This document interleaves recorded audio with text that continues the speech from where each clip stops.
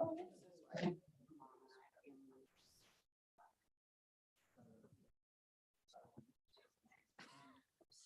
little crowded up here.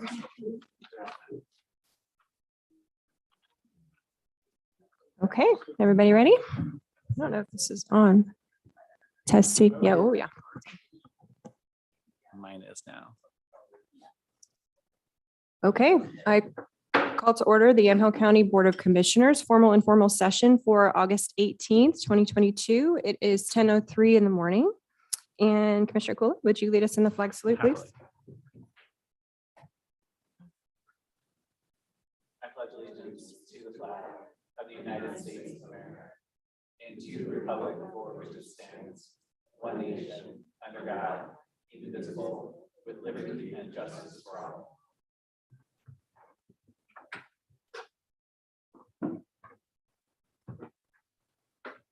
Thank you. And just a quick notice, we do have an executive session that is scheduled immediately after this combined session. And the purpose of that is to talk about deliberations in terms of our labor negotiations. So item C is calendar session. Do we have anything to add to the joint calendar for next week? Chair, this I think this might be the right time to do a proposal for it was really not a work session, but I asked the tolling program manager at ODOT whether he'd be willing to present to us. And he said that next week is the only date that works for him out of the next few weeks where we have session. So if you're okay with that, I asked him to do a 5-minute version because we also have a presentation from the city of McMinnville. And I said, I need to check with you all. So if you're open to that, I will let him know. I would love to have it. And I told him a list of questions. Yes, so I said, this will be your opportunity to really refine your presentation for the future, because I'm sure that we'll have a lot of good questions for you. Well, who's going to hold him to the 5 minutes? Well, we have a chair. Well, I think Yeah, but she's predicting. That sounds great. And, obviously, if you have questions for him that extend it past that, that's fine with me. But I think I told him, I think this is a really good opportunity to hear from folks who aren't in that, in the areas where tolling is going to happen and who aren't legislators, right? And he was very open to that. So Okay. I will let him know. Thank you. Yeah, that sounds great. And I'm not seeing anything for next week. We do have the air show this weekend, but I think we put that on there. Yep. Right. Okay, I think that's it. I think that's it. Ken, Christian, anything to add? Okay. So item D is public comment. This time period is reserved for public comment on any topic other than an agenda item, a quasi judicial land use matter, or a topic scheduled for a public hearing.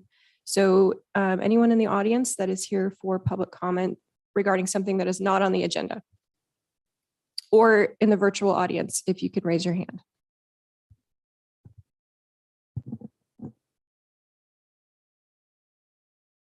Are those the only 2 attendees we have? Okay, seeing none. Item E is department updates, and we have no updates today. Item F is a work session. We have no work sessions today. Item G is the consent agenda. Commissioners, any questions on anything on the consent agenda? No, Chair. Okay, and I just wanted to remark that for item 1, obviously with inflationary pressures, we are seeing the county's not immune to that. So we're seeing that. And with these food contracts specifically, they are going up about 10%. So something to watch and keep an eye on going forward. Do I have a motion to approve the consent agenda? Chair, I move that we approve the consent agenda as presented. Okay, Vice Chair Kula moves approval. Is there further discussion? No, Chair. No. All those in favor signify by saying aye. Aye. Aye. All opposed, same sign. Thank you. Motion passes.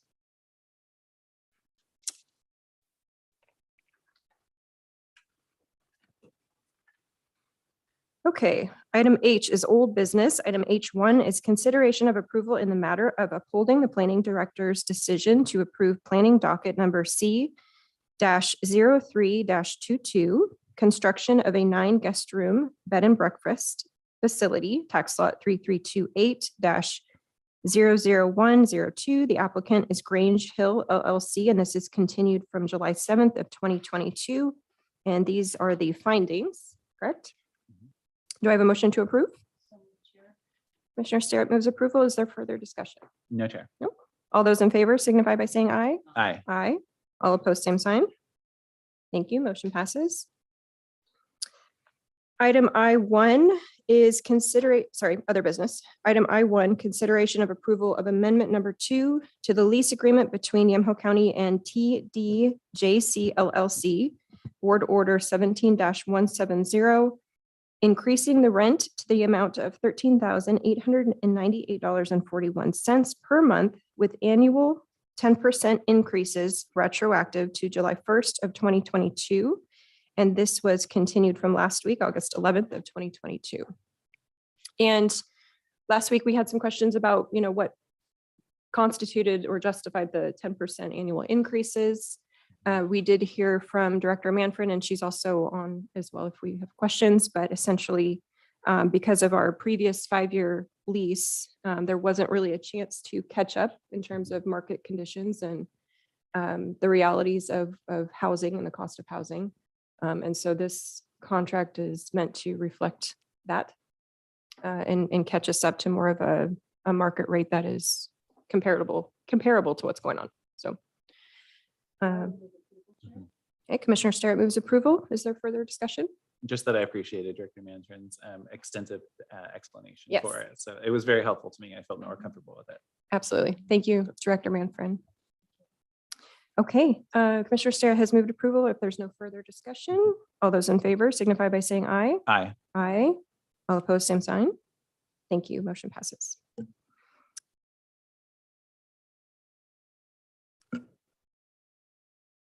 Okay.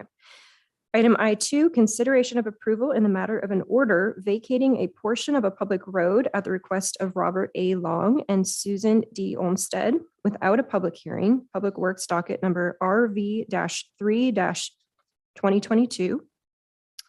And this is obviously a kind of obscure chunk of ground between two lots. Not sure if it was going to be a road or what the plan was originally, but I will move approval of item I2 unless there's further questions or for Christian or Jody. I don't have any more further questions. Okay. Yeah. All those in favor signify by saying aye. Aye. Aye. All opposed, same sign. Thank you. Motion passes. Item I3, consideration of an intergovernmental grant agreement number 177100 between Yamhill County Health and Human Services and the Oregon Health Authority for Behavioral Health Resource Network, BHRN funding, in the amount of $2,096,198 effective upon approval through December 31st of 2023. And this is the funding, grant funding that is associated with Measure 110 and some of the requirements that HHS and health departments have in terms of the implementation of Measure 110. And Chair, I bet had yes, some ma'am. questions for Mhm. Director Manfred, and Great. they were answered. Okay. Basically, my question was, what happens if we accept any of these particular pots of money and are not able to fill the vacancies or the positions that these are Mhm. designed to Mhm. fill per our, this is based on their plan, HHS's plan. So apparently those questions have been answered, and it looks like that we're good to go. So Yeah. I would move Okay. approval. And Great. you've moved. I'll Oh, no, wait, no, I no. was going to wait till further discussion. Oh, so okay. We can just keep it going. Commissioner Sterrett moves approval. Further discussion? This is a long time coming, and it was very slow to roll out. But I started, as I was getting impatient and knowing that we had a really great plan here, I started following more closely. Okay, who is grant evaluated and scored and moved on and approved? Mhm. And it's really great to see it at this point. Mhm. I'm glad for that. And I think there are just a few counties that are not going to be considered Yeah. these regional networks. So Yeah, hopefully and this this, is this will yield something. Yeah. There's a lot of bureaucracy and a lot of money involved, but hopefully we'll be able to address it. And to me, the end of the day is if an addict's looking for help and we're not able to provide it, can have all the money in the world and all the plans, it doesn't help. And then I think in Yamhill County, the effort is really being made to address that. Yeah, I was just about to say exactly the same thing, that we have a lot of partners working together, and that's what this money represents, is them actually being able to do that. Yeah, great. Great. Okay, That's it for me. so there was a motion to approve. If there's no further discussion or questions, all those in favor signify by saying aye. Aye. Aye. Aye. All opposed, same sign. Great, motion passes. Thank you. Item I4, consideration of approval of a request for position authority in the clerk's office for the 2022-23 budget to add 1.0 FTE for elections supervisor.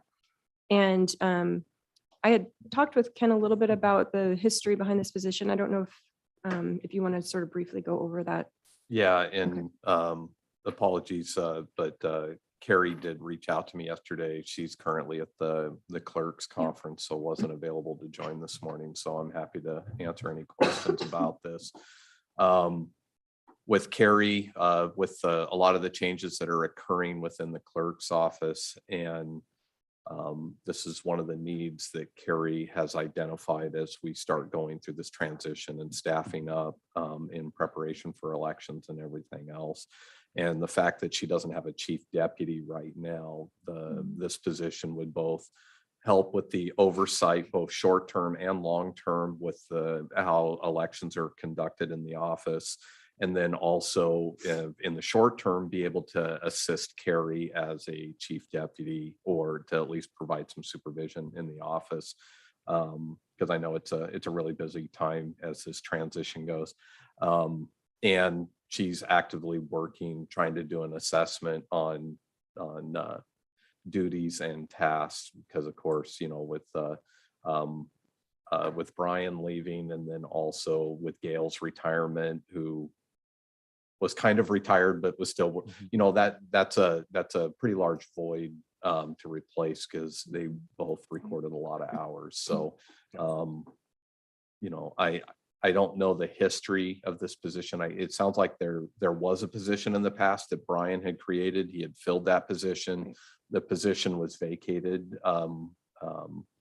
The person left, but Brian chose not to fill it. And so all we're asking for, we have a recruitment that's open right now. It's going to be a competitive public recruitment. The position is open right now. What Carrie's looking for, this is a budget approval to add the position authority, because this wasn't something that Brian had included in when he was preparing the budget earlier this spring. So, and happy to answer any questions about that.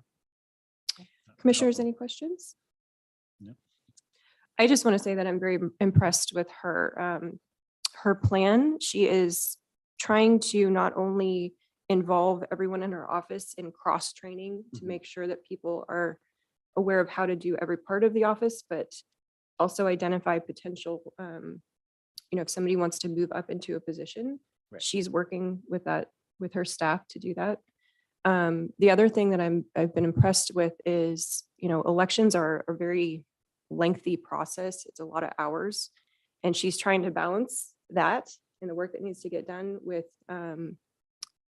keeping a healthy, family environment in terms of the needs of the individual members of her staff and their personal lives, their families.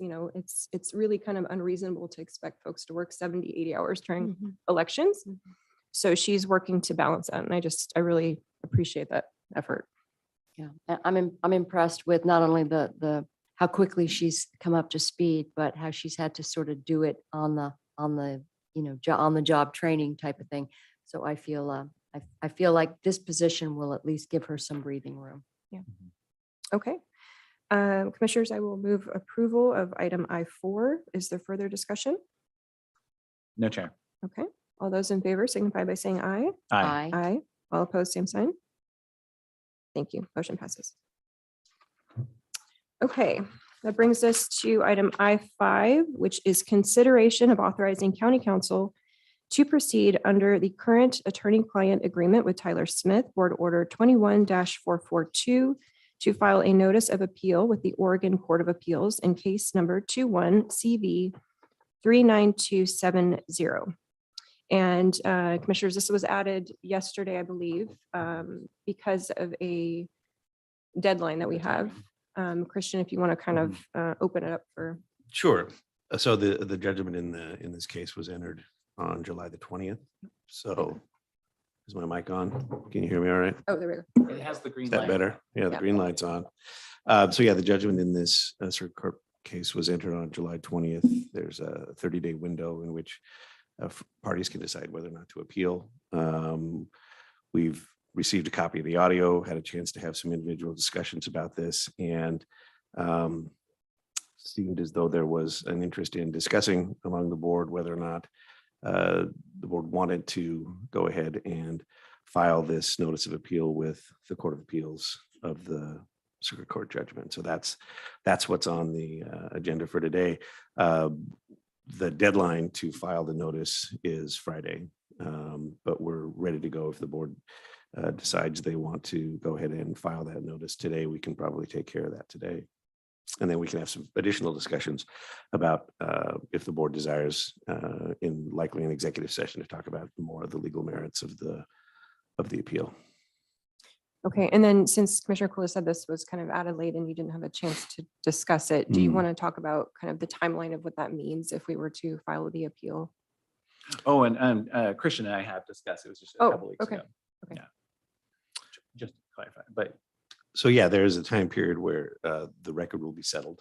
And then once the record has been settled and there's not a significant amount of material on the record, this was decided at the circuit court level as a matter of summary judgment. So there's not a lot of a factual record to be settled. But once the record is settled, then there's 45 days for the appellant's opening brief. And then there's another 45 days for the respondent's brief. And then there may or may not be a time for a reply brief. And then after that, there'll be a time set for oral argument. So it wouldn't surprise me if this wasn't heard before the court later this year or early next. And then once we've had oral argument, then it's simply waiting for the Court of Appeals decision. That those decisions had been taking as long as 12 to 18 months. Hopefully they're working through their backlog as the other courts are, and it won't take that long. But it wouldn't surprise me if this process to get to oral argument through oral argument was either latter part of this year or early next year. Okay, and then just a couple of clarification items. So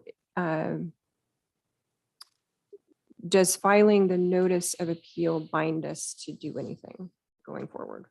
Can we Well, withdraw it? Can we? Yes, it could be withdrawn later if the board chose to do that. Okay, Yeah. But And in order then- to preserve our right to move forward with the appeal, we would need to file the notice within 30 days right. of the filing of the judgment. Okay, and then what,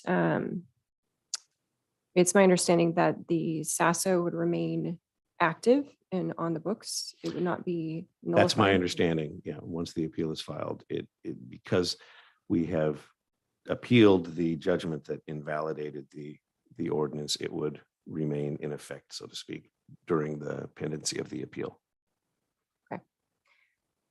Would we be able to have extensions of that appeal that we requested?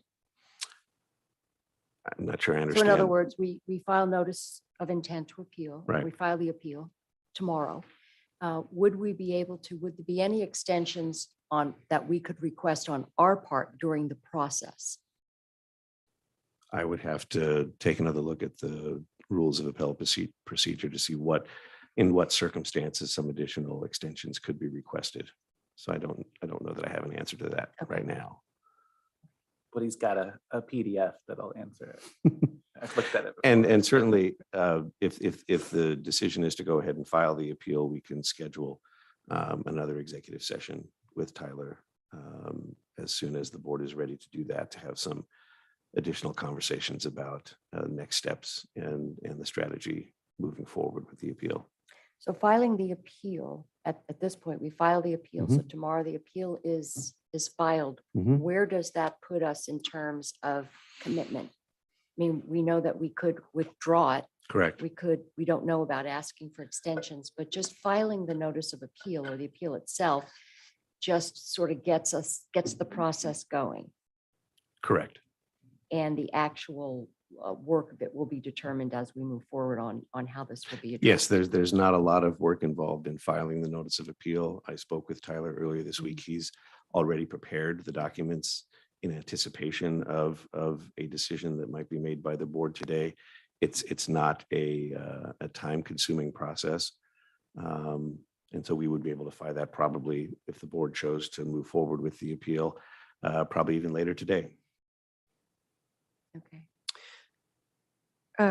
So when this decision came down, my hope or expectation was to have a discussion with Tyler after he was able to view the videos or the audio and kind of get his take on, what he thought in terms of avenues going forward. So that could happen in executive session. So if we file Correct.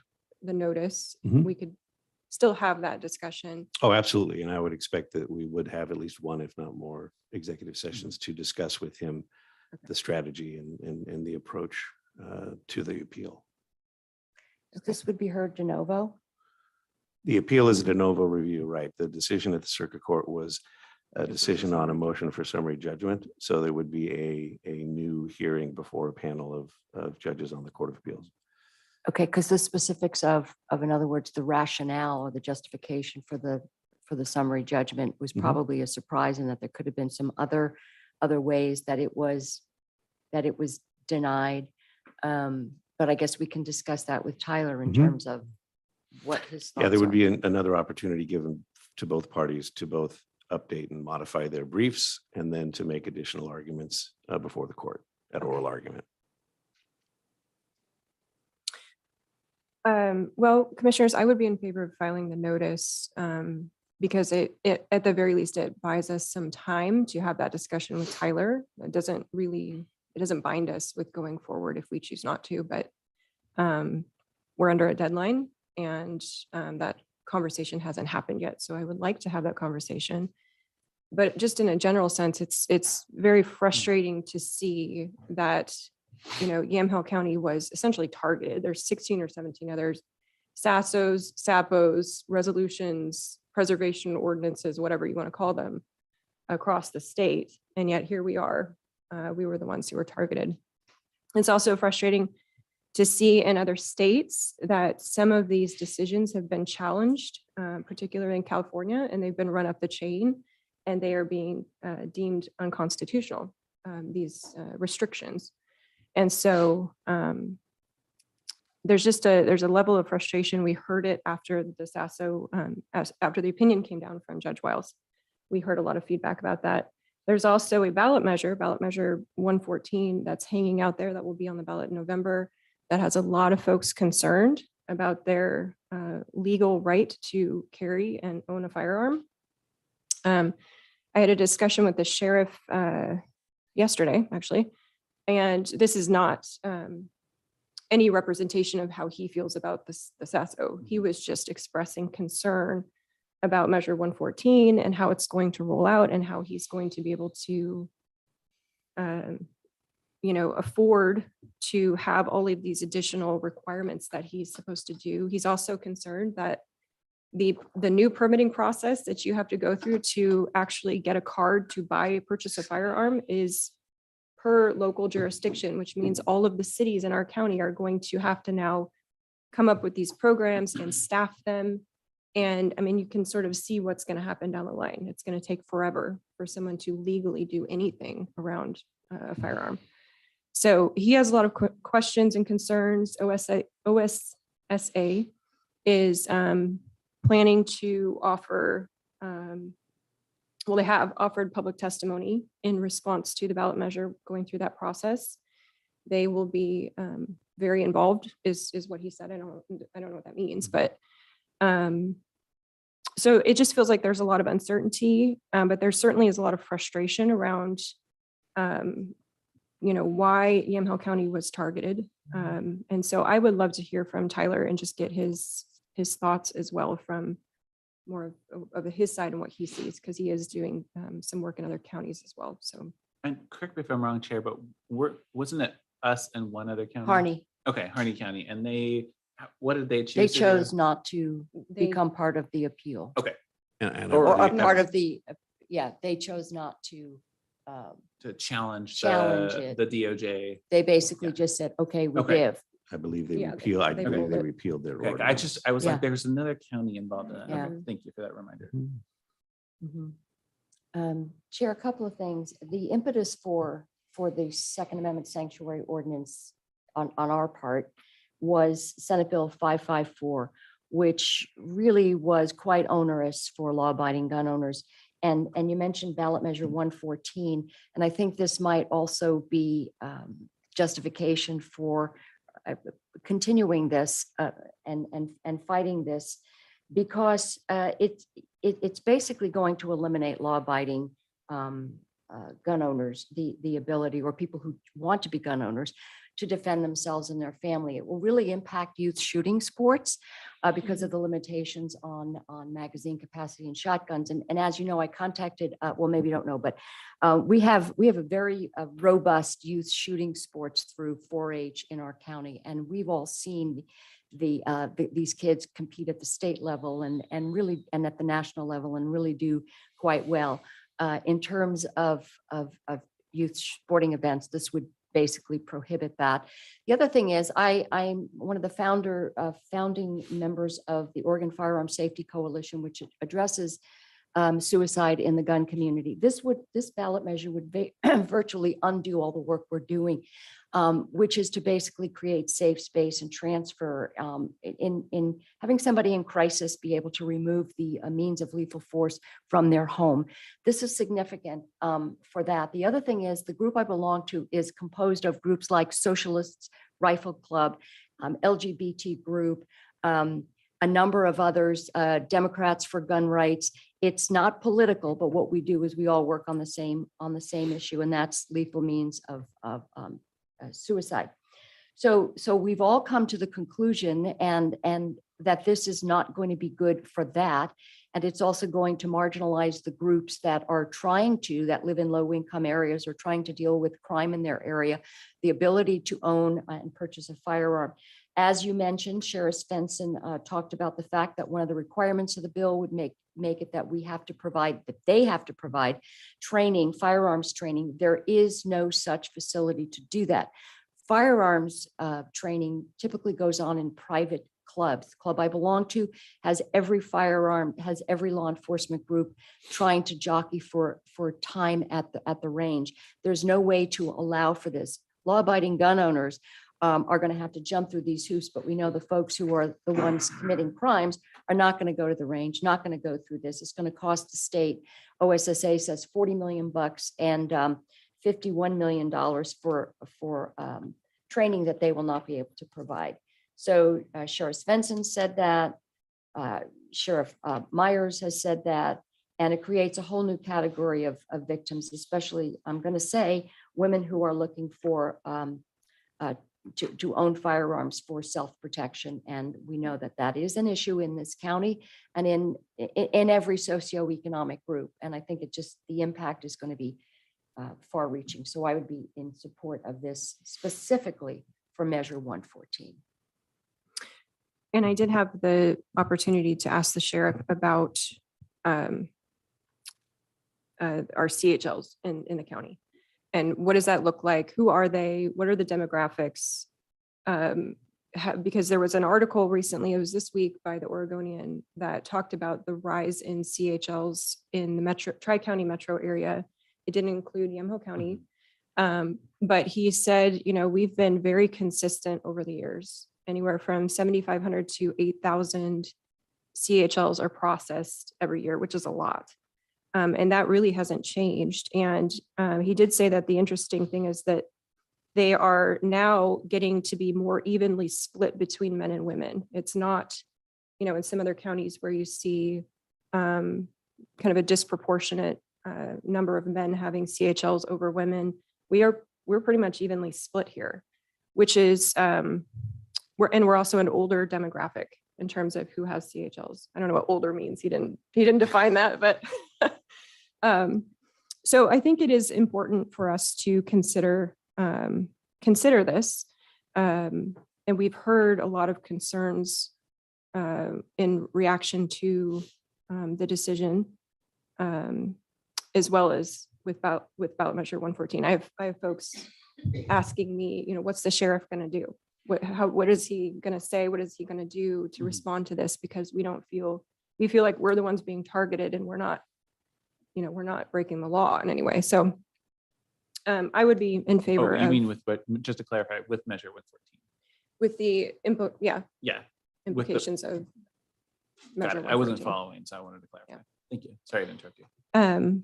So I agree with Commissioner Starrett. I would be in favor of filing the notice. But really, I'm very interested to have that conversation with Tyler and really kind of ferret out what he feels is a potential avenue for success And cost. and We have cost. to look at that. Absolutely. Yeah, we did talk about that. He anticipated cost for the appeal would be similar to the cost that was estimated for the lower court proceeding. So in the range of 20 to 25,000. And that's for the whole process, not Mhm. not simply filing a notice. But That's right. The whole, yeah. Yeah. Okay. Well, commissioners, I'm going to move approval of item I5. And is there further discussion on this item? I wanted to let you have your opportunities to speak. I do think that we should have, I think it would behoove us to get as much information and perhaps even have a work session if we can, maybe with the sheriff, maybe with other people on 114.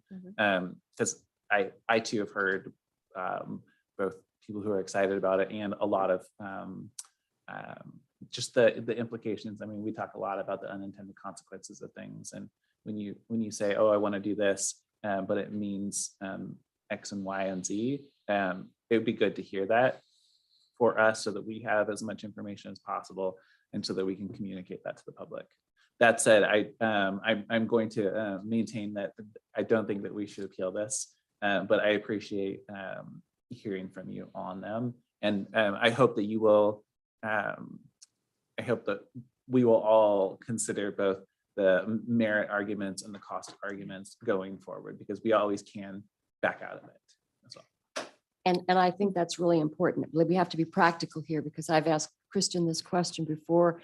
What are the odds? Mhm. When we look at the makeup, let's say we look at the makeup of circuit courts Yeah. or appeals courts, what are we looking at? Is it just a fool's errand? Because if it is, I'm not interested in wasting money. But if we can actually, get some traction here, I know that there are a lot of people that are looking at this in this case and are hoping that we will stay the course. So we'll have to see, weigh the odds. Yeah, and it, frankly, I mean, to my perspective, it may make more sense to put energy into communicating with the public and looking for procedural ways to stop either measure 114 or the unintended consequences of measure 114. Thank you, Commissioner. Okay, so there's a motion on the floor. If there's no further discussion, I'll call the question. All those in favor of approving item I5 signify by saying aye. Aye. Aye. All opposed, same sign. Aye. Okay. Motion passes, but let the record show that Commissioners Burschauer and Starrett voted in the affirmative and Commissioner Kula voted in the negative.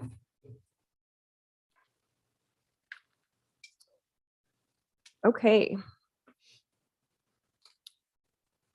Item J is our public hearing.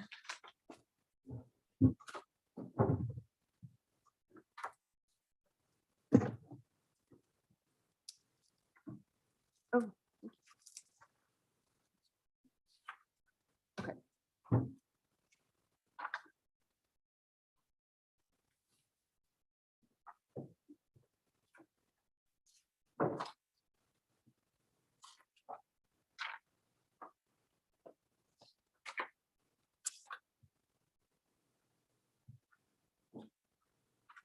Okay. So we have a public hearing today, consideration of an appeal of the Planning Commission's approval of docket number SDR-10-22, a site design review application for a new winery and tasting room on a tract with at least 15 acres of vineyard. The applicant is Adam Campbell for Mount Richmond LLC, and the appellant is Michael Kimbrell. So I will open the hearing. Are there any abstentions by members of the board? No, Chair. Are there any parties who object to the jurisdiction of this board to hear the matter before us? Nope. Does any board member need to announce and state on the record any substance of ex parte contact or site visits? No, Chair. I do want to note that I declare potential conflict of interest because I do own farmland. However, I don't have more than 14 or 15 acres of grapes on it. I have 10 grape plants. 10 total? Yes, 10 total. Okay. But it's a 100-foot row. They're very, very old. We could talk about it later. Let's talk about it, because I have Sorry. to ask you about We the don't- squash, because I can't Yes. figure out what they are. We'll talk about that later. And the sunflowers. we could talk about Before those too. executive session, just to clarify. Okay, so we have Planning Director Ken Friday. It's going to read all the lawful statements. Oregon law requires that persons who attend a land use hearing be advised of certain rights and duties before the hearing begins. First, with regard to the standards for approval, state law, ORS 197.797 requires that we list the applicable substantive criteria that must be met in order for the county to approve the application.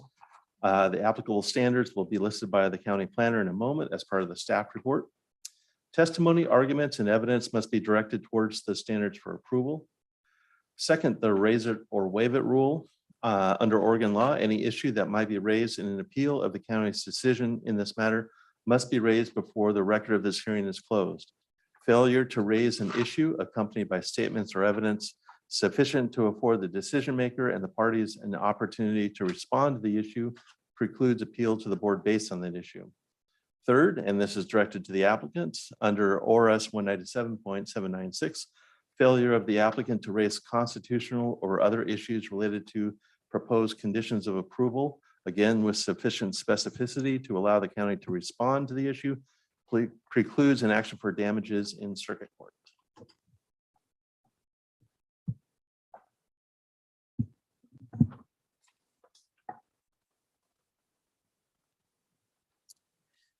Okay, so I believe that brings us to our staff report.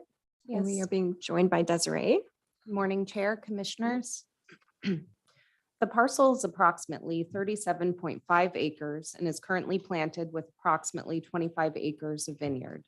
In addition to the vines, the property has also been planted with in-row cover crop and young cypress trees that will provide future screening of the property to the north and east. A tract of land under the same ownership is located to the north and is composed of 4 tax lots. The tract is approximately 293.78 acres in size with approximately 200 acres of vineyard planted. This tract is not contiguous to the subject parcel as it is separated by a lot of intervening ownership. In total, the applicant owns more than 331 acres in the subject area. The application seeks site design review approval for a new winery and tasting room. The proposed building envelope is located near the center of the parcel and is approximately 8,000 square feet in total. The development consists of a single structure winery, wine storage, and tasting room. The proposed building envelope will be able to achieve setbacks to all property lines that are a minimum of 500 feet. As the crow flies, the closest residence to the proposed development is in excess of 700 feet to the northeast. The proposed building envelope is surrounded by 25 acres of vineyard. Approximately 400 cypress trees have been planted along the parcel's east and north borders as additional future visual and sound barrier. The proposed winery will use a gravel driveway approximately 1,070 feet southwest of the junction of Northwest Garish Valley Road / Kuykendall Road and Northwest Pike Road. The applicant notes that the proposed access will provide adequate turnaround space for emergency vehicles. The applicant indicates that the proposed access for the use was approved by Yamhill County Public Works in accordance with permit number A-78-21 dated November 3rd, 2021. The application states that the driveway to the winery will be paved with asphalt as a part of future development. The surrounding properties are located in the exclusive farm use EF80 zone. The predominant use in the area is farm use with rural residential uses dotted throughout. Immediately west of the subject parcel and across Northwest Garish Valley Road is a tract of land owned by Bailey Nurseries. The 4 parcels consist of approximately 234.06 acres and houses a large commercial nursery. To the south and across Northwest Pike Road are parcels that are devoted to farm use in the form of grass seed and hay production, as well as grazing lands for cattle. These properties vary in size from 16 to 32 acres. Immediately east of the subject property are tax lots 2432-600 and 2432-601, which were created through a partition subject to a Measure 37 claim. On July 7th, 2022, the Planning Commission approved the application with a vote of 5-0. This appeal followed.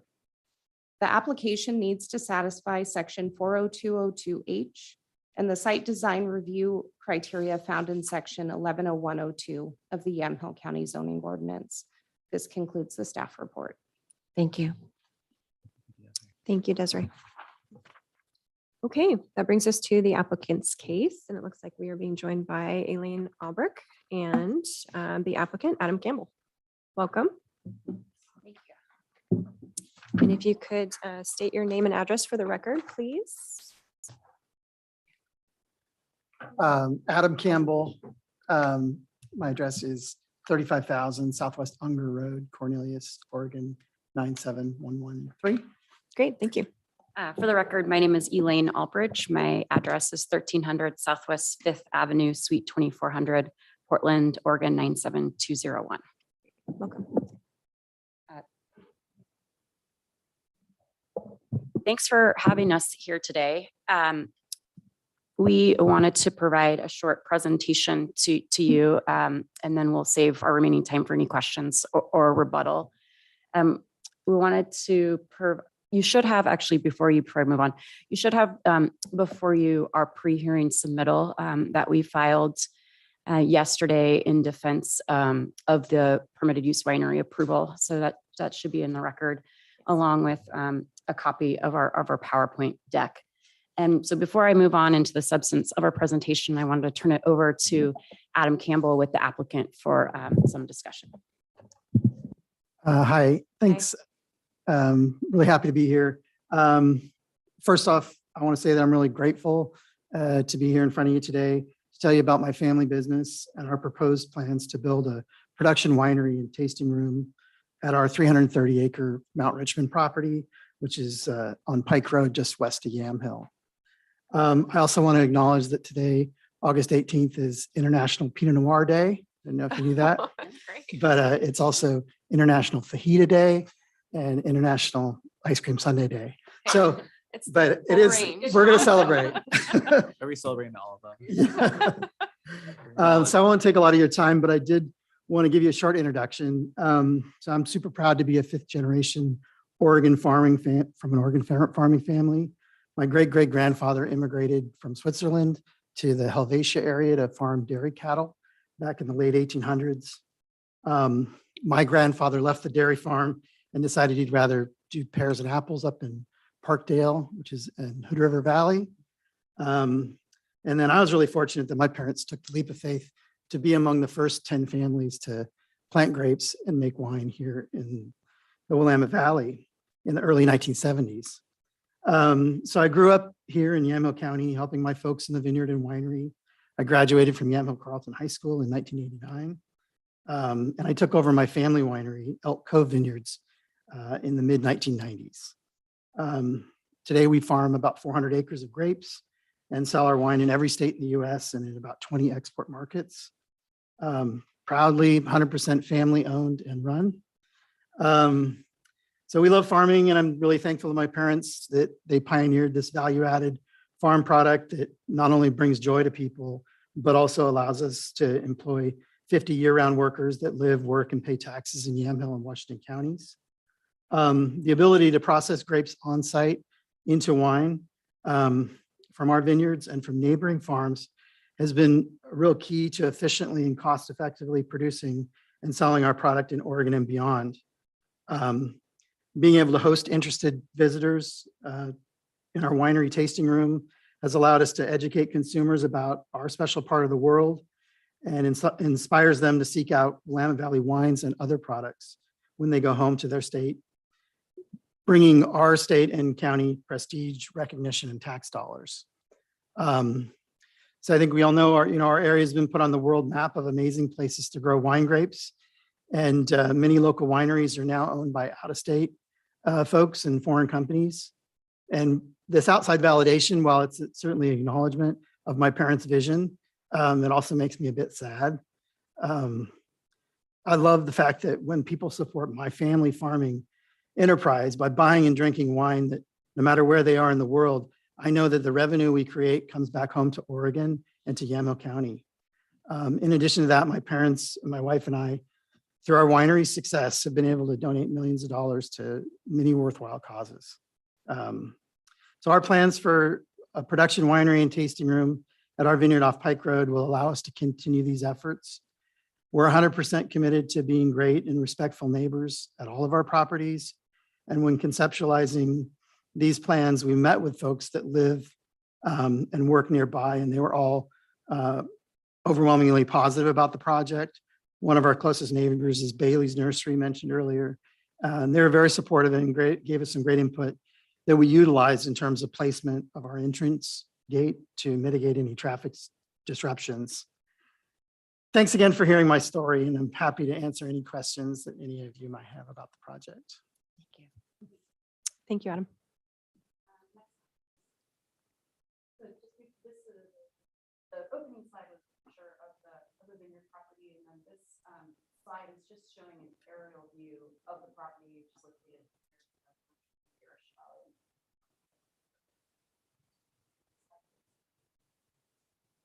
This slide is just of the general vicinity and corresponds to staff's report on the neighboring businesses and land uses around the subject property. Next slide.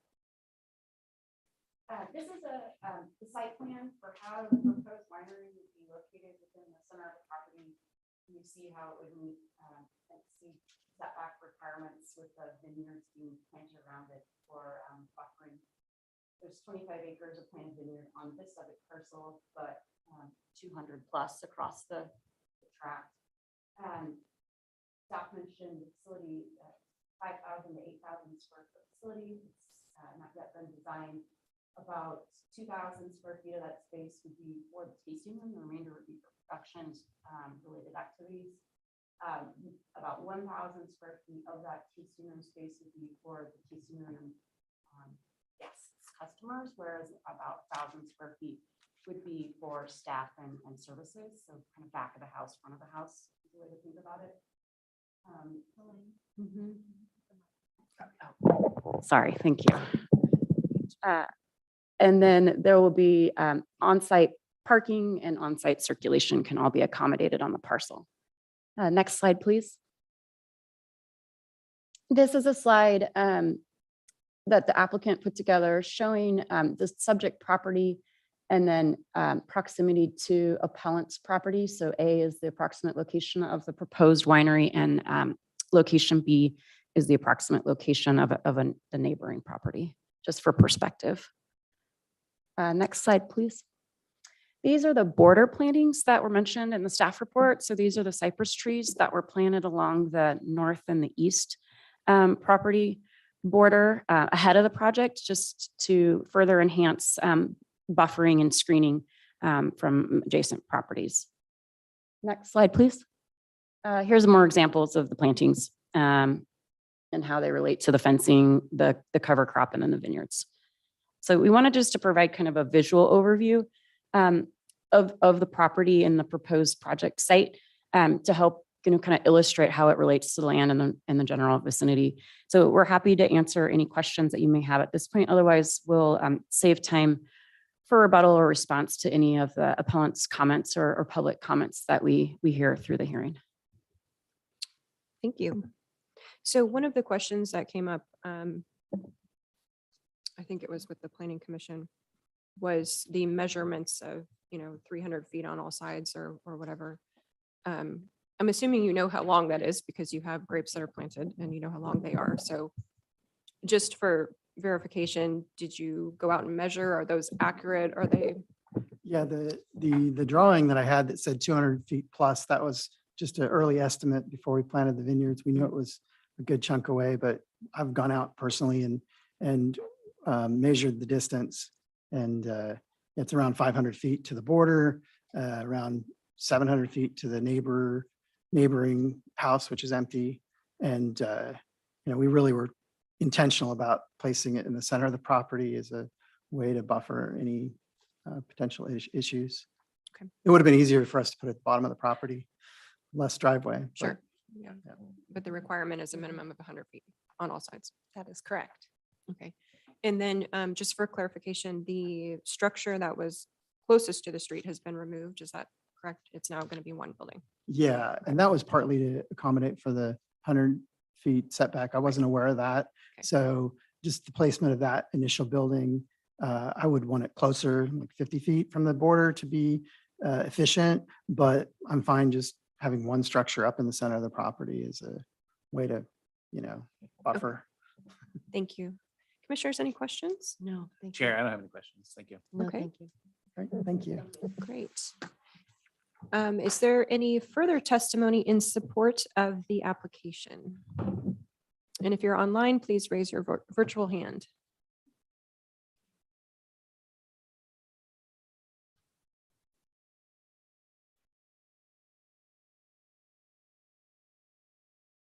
Okay. And that brings us to the appellant's case. And it looks like we are being joined by the appellant, Michael Kimbrell. And then we also have a Catherine Magar. Okay.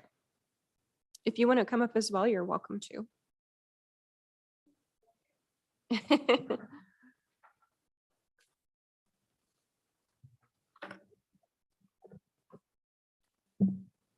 Welcome, Michael and Catherine. If you could state your full name and address for the record, I would appreciate it. My name is Michael Kimbrell. What do you need? Full name and address, please. 6471 Northwest Canonby Road, Gaston. It's in Yamhill County though. Thank you. No, Selena, I can't remember my address. Yeah, I'm in the same boat. Anyway, I'm not sure what all this past history about this guy is and his family and all this has got to do with anything. I can tell you about my family and all that, but we go back to pre-Revolutionary War in Boston and stuff. Both sides of the family were in Civil War. My father was in 82nd Airborne, Second World War, and all that kind of stuff, but it doesn't really matter. The problem and why I brought this for one thing was that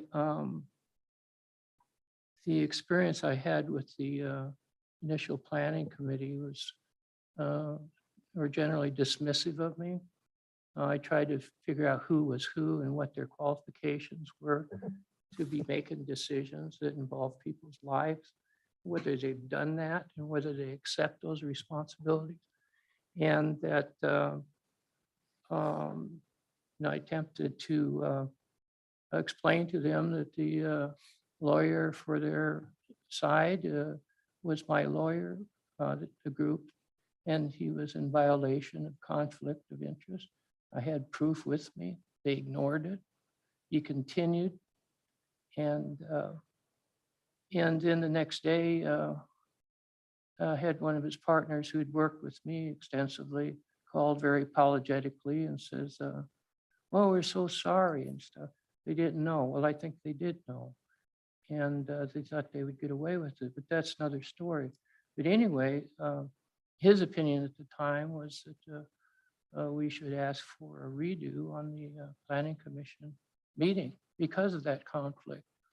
And so that's really why I came. I didn't want to go over all the stuff I went through at the planning committee because I had my slides and all that stuff to explain to you all the distances, the dangerousness of them, the ability to stopping distances. And they were largely ignored. And but they are well documented. I measured them all out. I don't think anybody has even looked at it.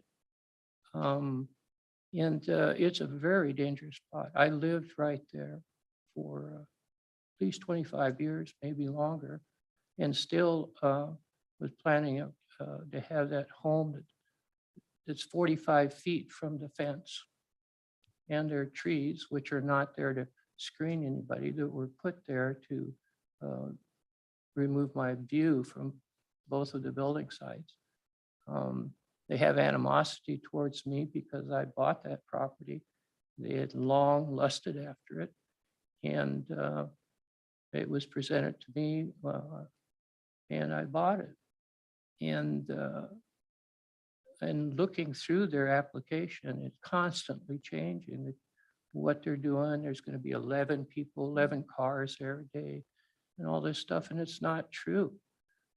There's going to be a great deal of traffic brought on by that. Kids from the high school run their track on that stretch of road. It's extremely dangerous. There's no shoulders at all. There's been numerous accidents out there, as well as life flights from that stretch of road. And I have pictures of all that stuff, but today is not the day that I felt that was appropriate. I think the importance of this, and I think it goes beyond this, is that these my exposure to these folks, and you'd ever want to live next to a winery. My first exposure with Adam was that I was working in my garden, and he stops by and says, "Oh, I'm going to do you a favor. I'm going to remove all those trees along your driveway." And I said, "Well, I don't think so. I like the wildlife. There's all kinds of stuff in there. I've seen bobcats and lots of birds and all kinds of stuff." I said, "No, I don't want you to do that." "Well, not too many. And I think it's probably in years, because this goes way back. Kathy notices someone cutting down all the trees along our road." And so I go over there, and whoever's running the show, I think some of the kids belong to one of their neighbors. And so I wasn't going to get after them, but he was giving us the finger and telling us, and I said, "You're cutting down trees on my property." And so I called the sheriff, and the sheriff said, "That's your problem. I mean, I don't know how you're going to stop them, short of getting violent with them." So they ended up getting most of the trees. Some of these pictures that they showed you show a couple of fruit trees that were along that 1,000-foot road. They're still there, the ones that I was able to save, but most of them are gone. And they were old trees, been there for probably 50 to 100 years. So anyway, and then another experience I had with them is that our neighbors who own the property, which I bought, an extra 60 acres in addition to the 40 acres we already own, they came down to our house and said, "What are you guys doing? You're trying to steal my land." And I said, "They're not doing anything like that." And these folks are old, they're in their 80s. They'd recently been in a car accident, all banged up, little support, just getting behind and everything. I said, I don't know anything about it." And so I looked into it, and they said that someone, and I don't know who these people are, someone had told them that they owned the driveway, particularly the culvert that this old guy said his family put in there in the 60s. I said, I don't know what that's about, but it doesn't sound right, because the power poles, which are usually inside the property line, go straight up the road into the house. So I had it resurveyed, and lo and behold, the survey was wrong. It was completely wrong. And when we tried to question about, well, who did this survey? Well, that guy doesn't work for us anymore. And I said, oh, that's interesting. And this is a bunch that surveys for all these wineries. I don't know what's going on, but I just know these guys put their fences right on the property line. I suppose that's their business, but I tell you what, it's right on the line. So so I'm fighting these guys. I don't want that winery there. I don't want anything to do with wineries. I think it's a poison. I think it kills people. I think it kills people before they know it. I think they'll find in long-term studies that people that drink this stuff are damaging their future generations, because if it causes fetal alcohol syndrome and stuff in active drinking during pregnancy, just soaking your body in that crap when you're not, you got to be kidding me. They're going to find out that this stuff is dangerous. So I don't like it. I worked for a long time. I really learned to really disgust and hate alcohol in any form. And they'll be putting people onto that stretch of road that are not alert. They have 2.5 seconds to make a decision. People coming over the hills do it at 60 to 70 to 90 miles an hour. I lived there for 25 years. Got a lot of dead dogs to prove it. I moved my entrance road so I'd have good view from both directions, at least a half a mile. So that is pretty much how I ended up here. They have so much land. I don't know why they would want to put a tasting room there. They've got 2 or 3 other tasting rooms. And the only thing I can figure, it's just they got a lot of money and it saves them on taxes, or they just want to display it. And I resent the fact that they use the term Pike Road. I mean, it's sullying the name of whoever was Pike guy. When you go through the various applications, there's untruths all through it. They initially said, oh, we're just going to do this and that, and there's going to be 10 or 12 cars a day and stuff. And then they put this thing there, and then they moved it. And most of all, even on the drawings that they showed you, they said it's 700 feet to the closest house. I don't think so. The property is only 700 feet across according to that map, and I got a copy of it here. And I can't get on there to measure it, but they say it's 300 feet on each side of it with 100. So that means that the total is probably about 700 feet. So how can it be 700 feet when it's 45 foot from the corner to my house? And my plans for the property was that we initially planned on moving in there. It was really a mess, and so it took us years to clean it up and remodel the house. And we lived in a trailer house up on Canyon View Road and just got used to it, so we stayed there. I was hoping my daughter and her family would move in there. I don't want them there. I've told her that now. I don't want her living around these people.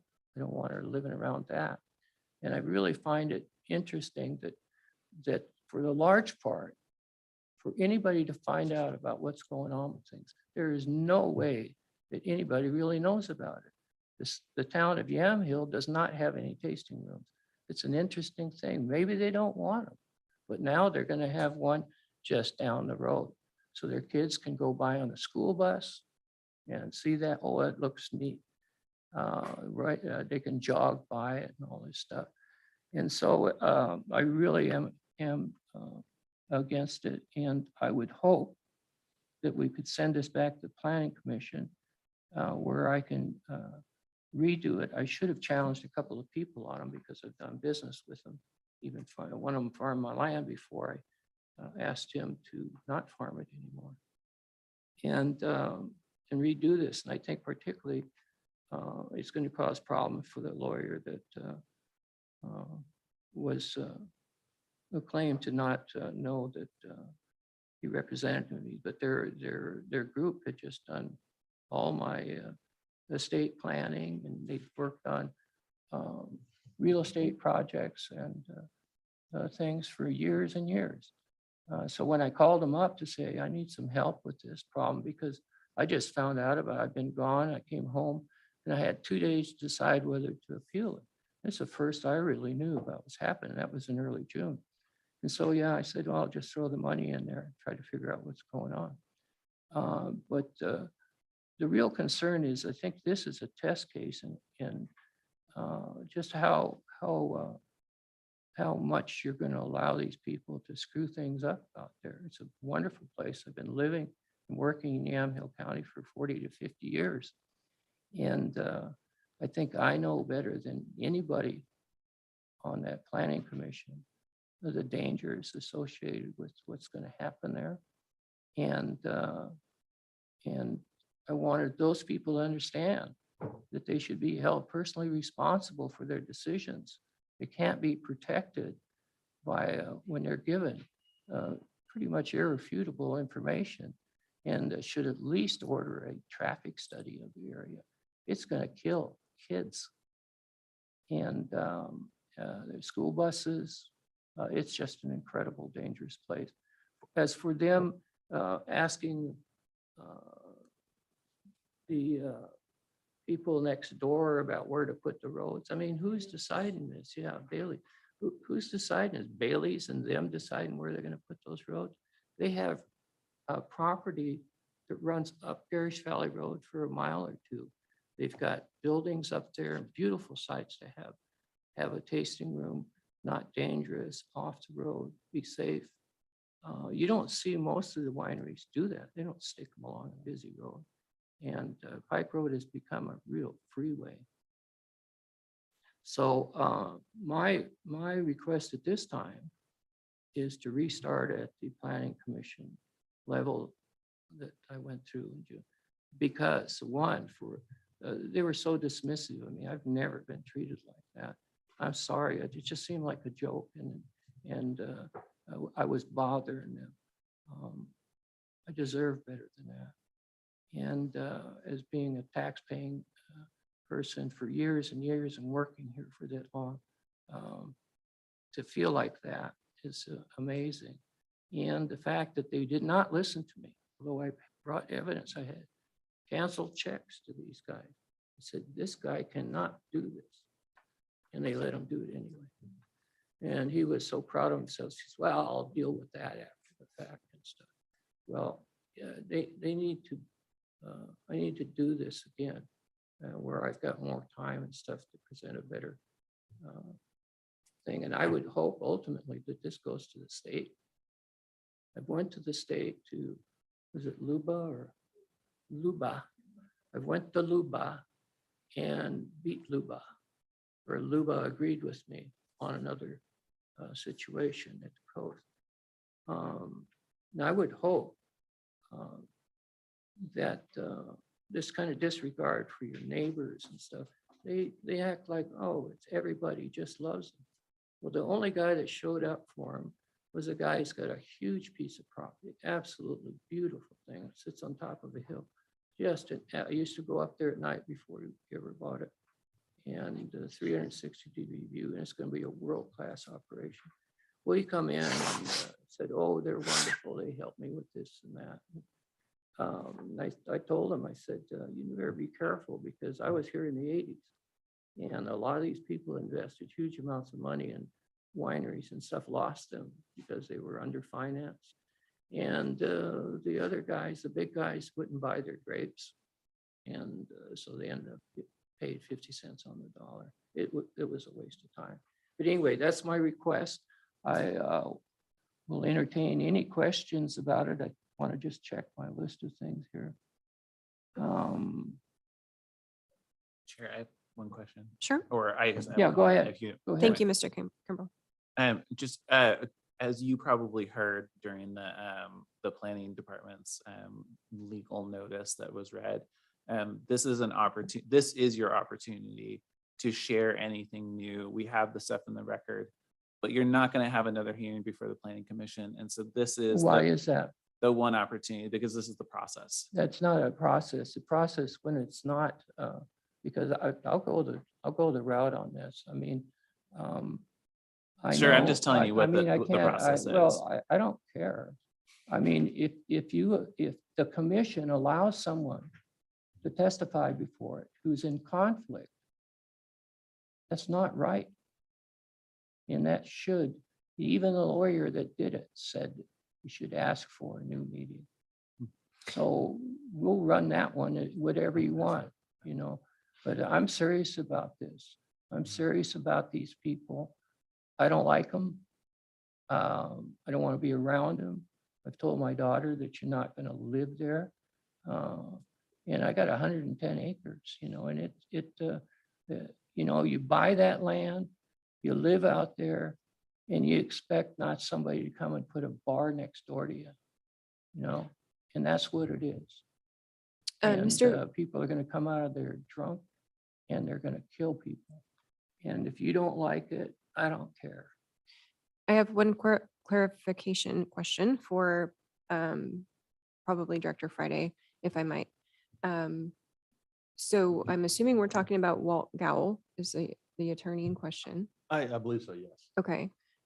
It wasn't really clear to me what the conflict was. Are you aware of what the actual conflict? My understanding is, and maybe Jody actually would be able to Okay. explain this better, but my understanding is because Walt Gall had previously represented the opponent, he couldn't represent the applicant. And that was news to him, I think, from what I gathered at the Planning Commission hearing. And he stated, you know, even if that's true, and I will check on it, I'll see if that's true, but even if that's true, it really doesn't have anything to do with the land use criteria. And so I think that's, you know, why we have a different attorney representing the applicant. Okay. My understanding of it, excuse me, was that someone at Mr. Gowell's practice had represented Mr. Yeah, it Kimbrell. doesn't matter. It's that practice. So while Walt wasn't aware that his firm had represented him before, after he did look, someone from his firm had represented Mr. Kimbrell previously. And that is why he chose to withdraw from this and why Elaine is now the counsel for the applicant. Okay. So he appeared in front of the Planning Commission as county counsel for Mr. Campbell. As the Initially. attorney for Mr. Campbell, yes. Okay. Why would he say? Because Kathy was talking, what should we do? Should we ask for a new meeting? He says, yeah, you should ask for a new meeting. Now, I haven't said a thing to anybody about this. I haven't talked to the medical board, or to the lawyers people. But they call, yeah, I didn't pick it up. And they said it would be before. Yeah. Well, anyway, when I called them the first time, they'd done business for me. They were gone. The receptionist was gone for like 5-10 minutes. I'm waiting for. Then he come back and said, "Oh, we can't represent you on this." So just to say that they didn't know it doesn't. Excuse you me, know, because they run it I through. want to make sure that the meeting recording and the people who are joining virtually can hear everything. Yeah. So when you're both talking, please be Yeah. sure to move the microphone and speak into the microphone. Okay. Okay. Now, there's a couple of things, you know, and I'm not sure that people have read these, and I think maybe Mr. Friday, he's the guy that wrote this thing. Where is that thing? The one about what the statement is for the. Are you referring to the razor rivet? Yeah, let me see. It'll be just a second, because I just had it here. No, from the county. Anyway, there's 2 sections on there that describe well what the purpose of their thing is. And they, I don't know where to put that. It's this whole thing is in totally, yeah, the goals was conserve productive of farmland, limiting use that conflict with or impair farming. They took 35 acres of good farmland, reasonable farmland, out of production to grow grapes. And people are going to be going hungry soon, and to do that is just crazy, you know.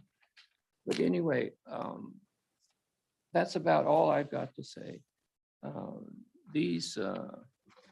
At some point, people are going to wise up to this. And I think the county, I just felt like these people have an extraordinary amount of power in this county. The people, the whole system is set up so they notify you like a minute before. That road and those things were last November. I never heard about. They were applying for, they never notified. It's right next to, it's within 100 feet of my place. They never notified of it, so you can get a run at it. The people of the county never hear about this stuff. The two papers in town are owned by one of the, probably the guy that is right now doing a lot of damage to the county and Washington County up on Quarry Road. These, some places, it has to start making sense. And if you guys won't help with it, then I don't know what to do. Anyway, I'm not going to live there anymore. And I don't want to deal with this guy. I don't want to deal with his employees. I think he's got a bad employee who does the dirty work for him. And they won't admit it. I should have sued him when they cut down all the trees. But I don't want to get into the business of suing your neighbors and stuff. But it's just getting ridiculous. So anyway, that's it. So now he can afford to pay $400 or $500 an hour to have a lawyer come in here who screws up people's neighbors' lives for a living. And that's what she does. You can read about her, and that's what she does. So she can come up and do her thing. Thank you, Mr. Crimbo. Is it Magar? Am I saying that right? Okay. Did you want to provide additional Yeah, I testimony? did, Okay. if I can. Yeah. Thank Yes, you. absolutely. First of all, I'd like to say Michael's hatred for alcohol comes because he spent his entire life as an emergency room doctor. And he does know the results of it. And not a lot of people really do that. And so it does not hit home quite so strongly.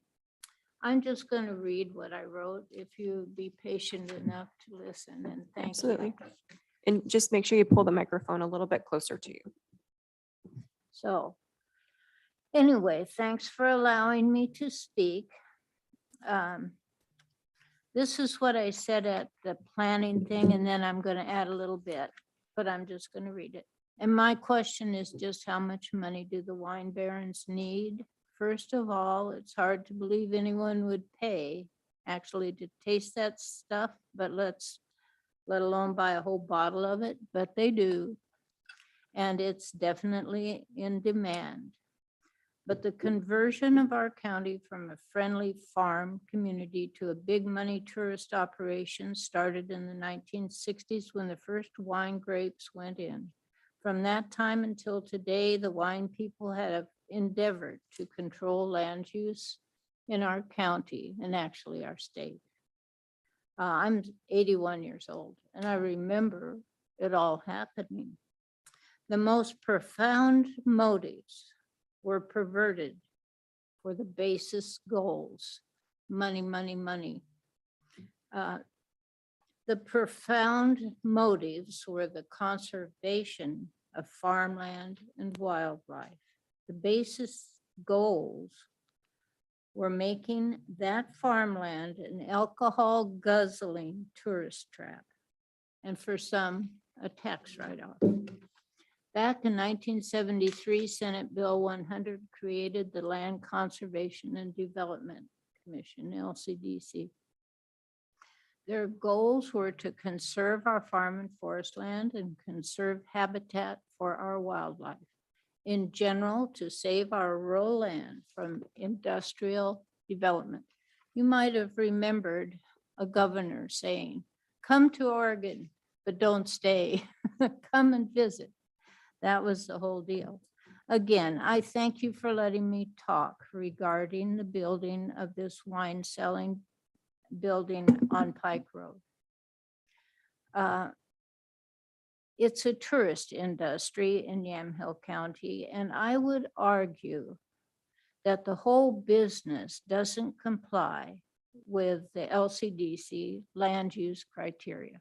It doesn't comply. Their founding goal said, number 2, to use property in the highest and best agricultural use.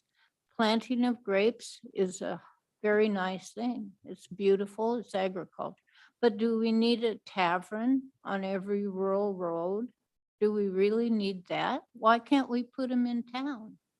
If they want to market their grapes, do it in town like the other taverns are. I don't understand. The LCDC's current statement is to help communities and citizens plan for, protect, and improve natural systems that provide a high quality of life. In partnership with citizens and local governments, we foster sustainable and vibrant communities and protect our natural resource legacy. So that's what we need to do. We need to, as their goal 1 says, of new strategies, conserve productive farmland, limiting uses that conflict or impair it. What Mike said about Pike Road, I think that impairs a tavern there. Put it in town. Or would these folks have land all over the place? Put it back away, sitting right on that road. Doesn't make any sense. The strategic plan of LCDC from 2014 to 2022 this year. Goal 1 is to conserve productive farmland, limiting its uses that conflict or impair with farm use and wildlife.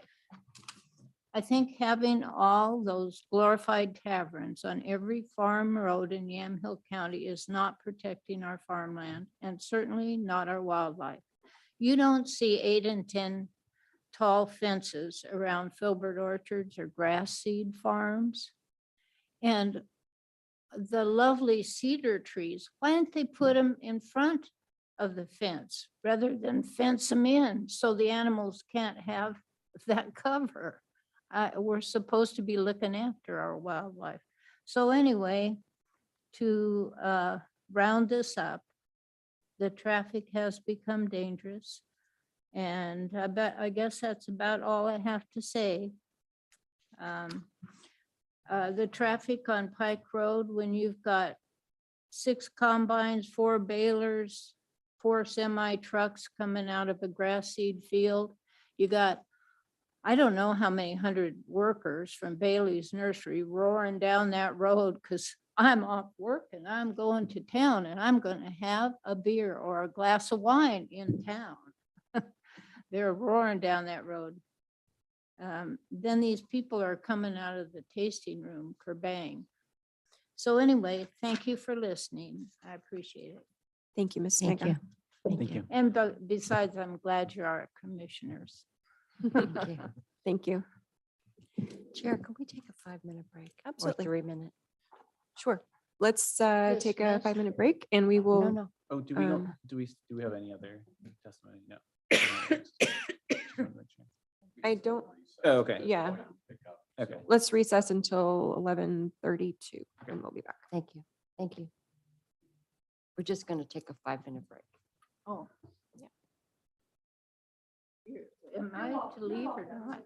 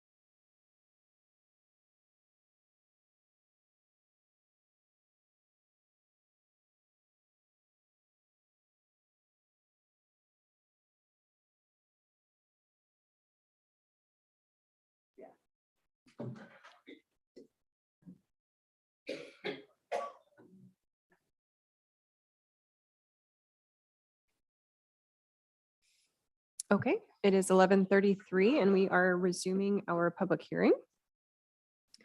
And we left off just after the appellant's case. And so I will call for any other testimony in opposition to the application. And if you're joining us virtually, please raise your hand.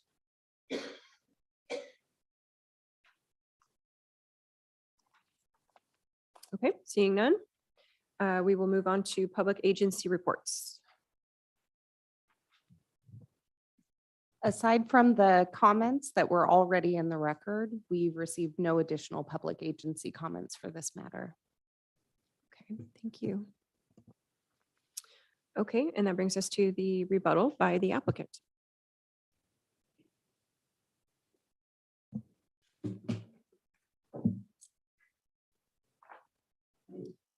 Thank you. Elaine Albridge, again, for the record. First, I'll start just with procedure.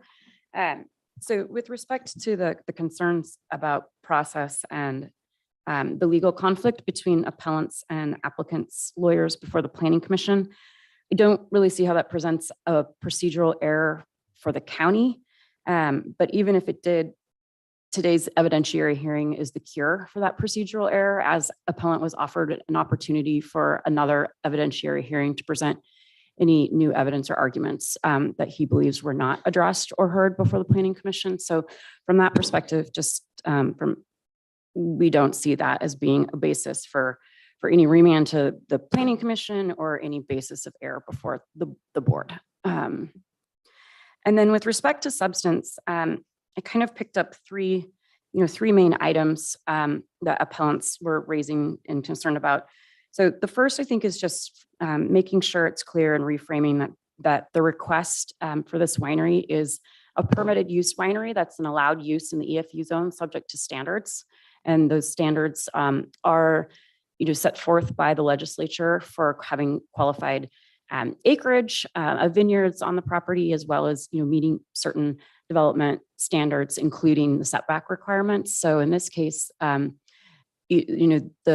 Yama County zoning ordinance prescribes setbacks, but the winery statute actually prescribes more burdensome setbacks at 100 feet from property lines for this type of use. So as the record shows, this proposal more than meets the 100 feet, no matter how you kind of calculate the distances or to what property lines, as we were far exceeding that requirement. And then I think with respect to traffic safety, the staff report that's in the record does a good job addressing traffic safety under the site design standards.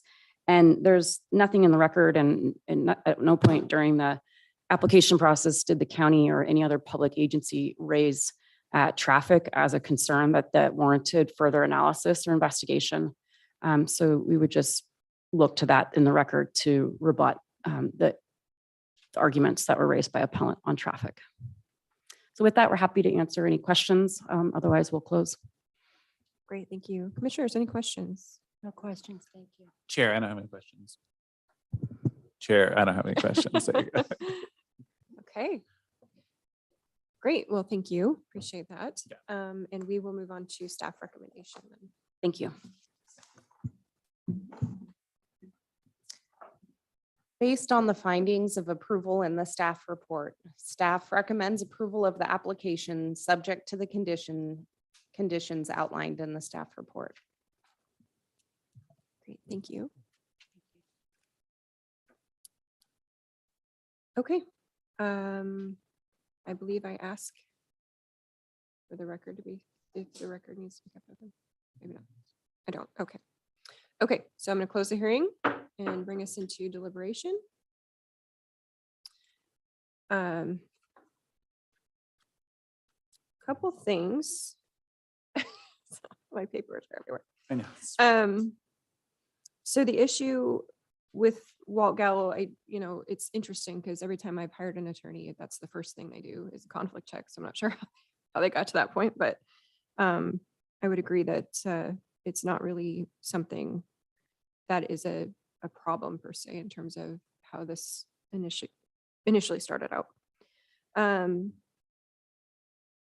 My other question was on the driveway. Do we have anything more specific on the driveway in terms of the site plan? We have the, sorry. There is the driveway permit that was pulled from Public Works, which does have a map associated with it in the record, and I can find that for you. So you're Okay. not having to tear apart your record. I'll grab that for you.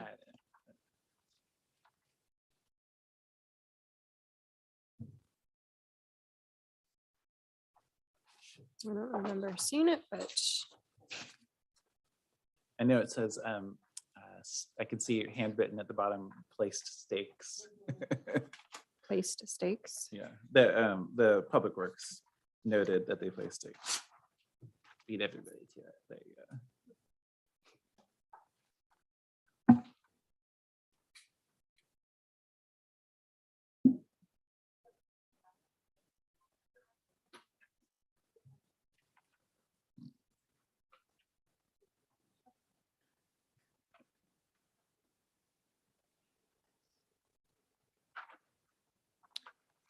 Okay. Well, I guess my question is, is there, given that Pike Road is quite busy with Bailey's Nursery right there and the amount of traffic, are there any mitigation,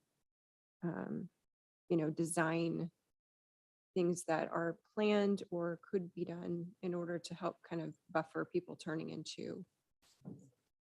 Do you mean the- turning right? Turning into, yes. Turning right Well, into either, it? but Yeah.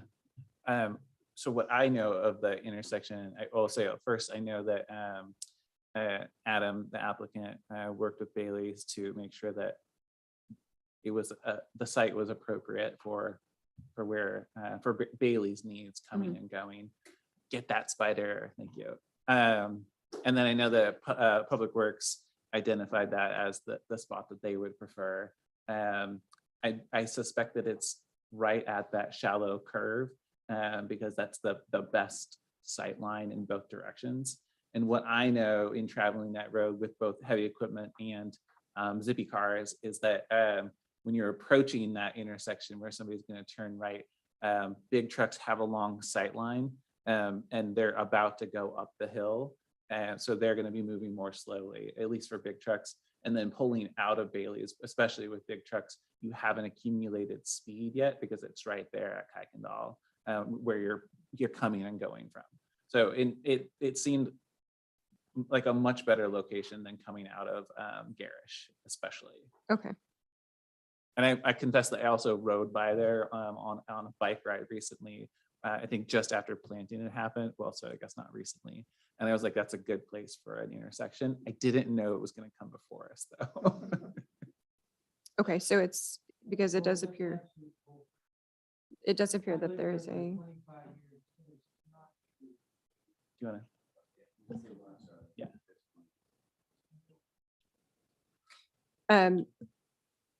Yeah. my concern was that bend in the Yeah. road. Yeah. So you're saying that because of the grade that people slow down. Yeah.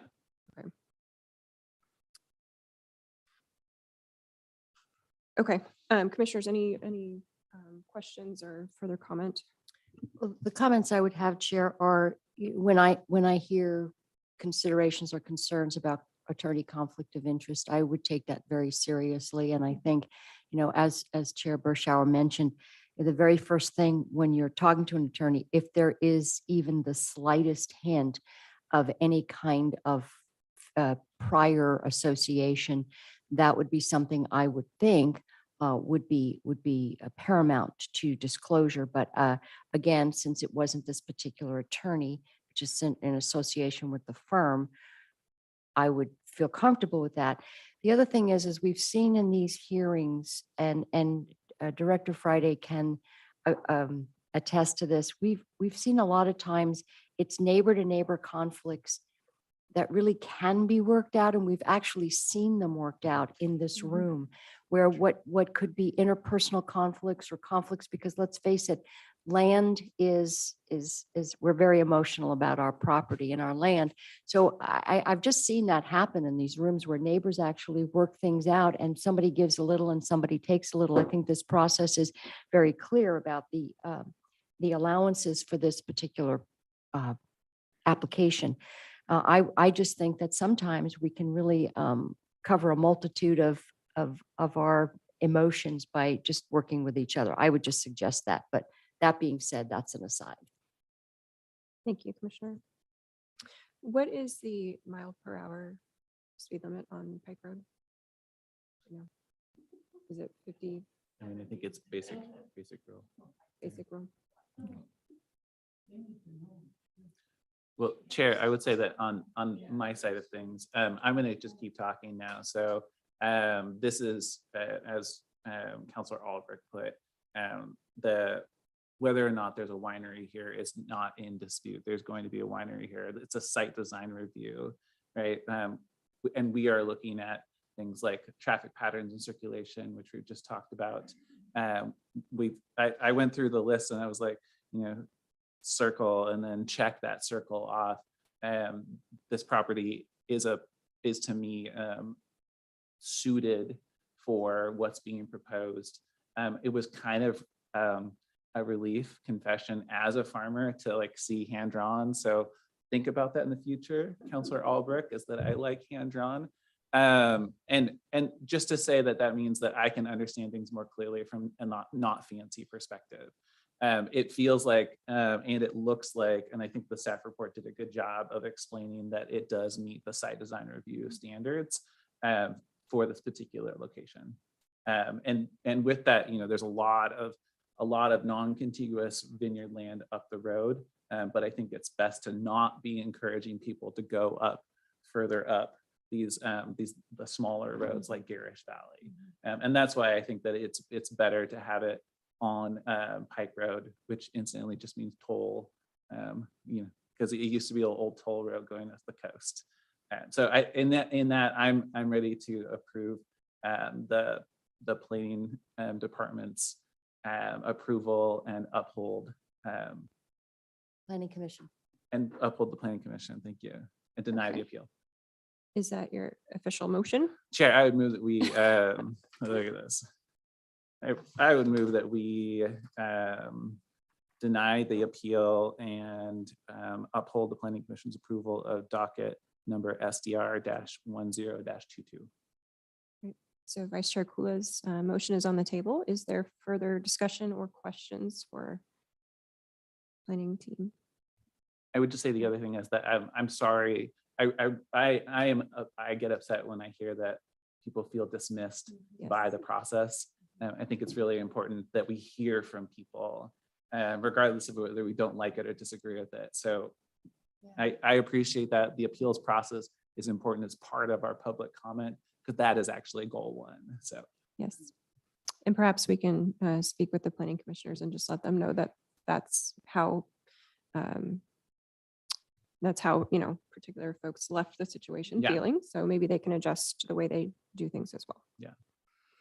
Okay, so there's a motion on the table. If there's no further discussion or deliberation, I will call the question. All those in favor of Vice Chair Kula's motion signify by saying aye. Aye. Aye. All opposed, same sign. Thank you. Motion passes. thank you, everybody, Thank you. and staff. Okay, Thank you. so we will go right back into our formal informal session. At the item K, announcements. Are there any announcements for this week? Chair, I promised you that I would forward the letter from Parkway to the city of McMinnville for the 3 Mile Lane area plan, and I need to forward that to you now that the record is closed. Yes. But in anticipation for, Yes, next week. exactly. okay. And I would just like to say that we had our first meeting with the Cambridge consultants, the ASA rewrite, the update, and quite a brain trust of folks. They had representatives from GIS, service providers, very highly qualified credentials. So they're working on that, and it was very encouraging to see. The other thing is, I continue my concerns about what we as a county are not telling people about the COVID vaccines. And now we have new COVID guidance from the CDC, which basically talks about some of our concerns as having been valid. And I'd like to see us make that very front and center now that we're seeing all kinds of data telling us there are issues with lost pregnancies and myocarditis. And I just want to say, in light of the fact that there are lawsuits that are being a $10 million judgment for a hospital system that denied religious exemptions, I'm grateful that this board was very careful about making sure that none of our employees lost their jobs. But there are going to be more lawsuits, and I just want to make sure that we're not in the mix. So there's that. Thank you. And Chair, I just want to say, when I'm talking with like mixed groups of people around the state, I use the vaccine mandate and all of our work as a good example of just like working together through something. So Absolutely. Yeah. Thank you. I do think it's worth though revisiting the information we have on the website, because there's some pretty alarming things coming out of the CDC. Even as of yesterday, they announced they're going to do a massive overhaul of their agency because of the mistakes that they made during the COVID pandemic. And articles coming out that almost half of women who were pregnant who received the vaccine lost their babies.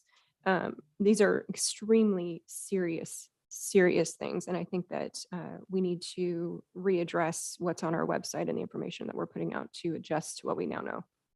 Thank you, Chair. In terms of other announcements, I don't have any announcements for today. Christian, any announcements to add? No? thank you, Okay. Chair. No, the only thing I would say is Elaine, as she was out the door, said she was going to call Jody to talk about how soon they might have the findings ready to come back. Oh, before the yes, I board. missed So, that. Okay. We'll follow up with the board. and let you know Tomorrow? when that's That gonna work? be. Yeah. You shouldn't have asked if that worked. I mean, this is how we do things, right? Turn your microphone on when you say nasty comments. We need to add that to the public hearing schedule. Yes, Ask the findings. findings. Okay, there's nothing else for the good of the order. We will adjourn the Yama County Board of Commissioners formal and informal session for August 18th. It is